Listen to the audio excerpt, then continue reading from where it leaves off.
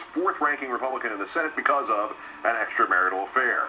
Republican holier-than-thou hypocrisy, as usual, winds up destroying a Republican.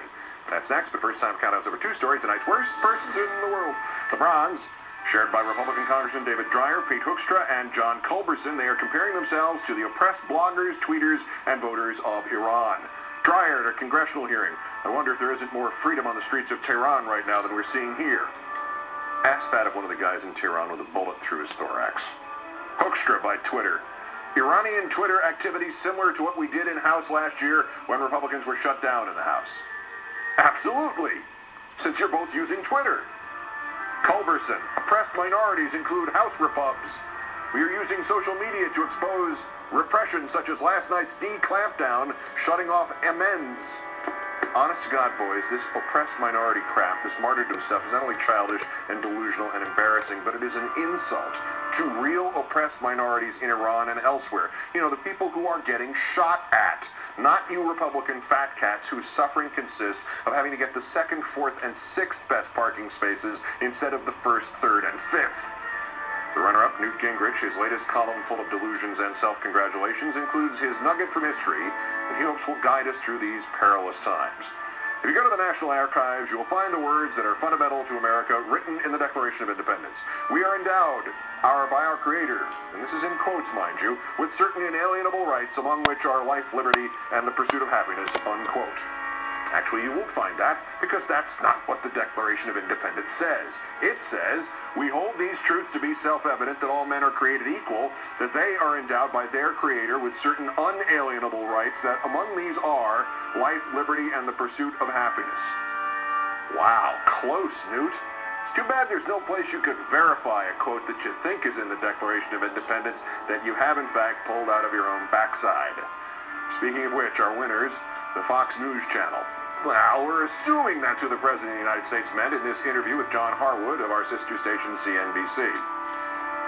First of all, I've got one television station that is entirely devoted to attacking my administration. And you'd be hard-pressed if you watched the entire day to find a positive story about me on that front.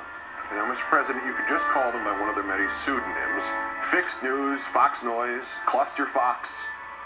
Over there, too, Fox News Channel, there was no doubt to whom the President was referencing. Morning, noon, and night. Morning. Look, we're just balancing things out. When you watch the other channels, the news channels, it's all, you know, you don't hear a lot of the criticism. There is one network that is devoted to absolutely being his cheerleader. That is mindless crap. Here are the issues I've disagreed with the President on White House transparency, on Don't Ask, Don't Tell, on prosecuting torturers, on investigating the Bush administration, on military commissions, on the speed of withdrawals from Iraq, on eavesdropping, on the Defense of Marriage Act, on, earlier in this show, this token treatment of same-sex partners of federal employees. These are cases in which I've used the phrase, the President is wrong, or Mr. President, you're wrong. And that's just my show, to say nothing of Rachel's or Chris's or Ed's, or the daytime programming, which as late as Monday had that buffoon John Ziegler on, just before he staged a massive protest of David Letterman that drew 40 people in New York, a smaller crowd than waits in line here for the guy selling shish kebab from a cart. The night response. I don't think the President is afraid of Fox. He is a very smart and tough man, but I do think he holds a grudge. There is a huge Fox audience that he represents, since he is the President of all Americans. Well, it's good that you recognize that, since such a disturbing percentage of the Fox audience will not concede that this is, in fact, the case.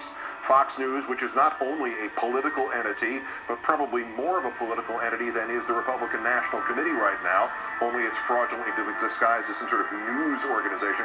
Fox News foments the beliefs that Barack Obama was not born in this country, or if he was, somehow he attained the White House improperly, or if he actually got there properly, he shouldn't get to stay there. And with ever-increasing irrationality, Fox no longer bothers to separate the legitimate means by which he will someday leave there and the illegitimate ones. It is propaganda and bullying and fear-mongering dressed up to look not merely like news, not merely like the truth, but like the only truth. Maybe that's why Obama would not use the name of the organization.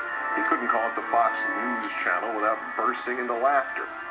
Fox News Channel, a brand name, like Virgin brand condoms.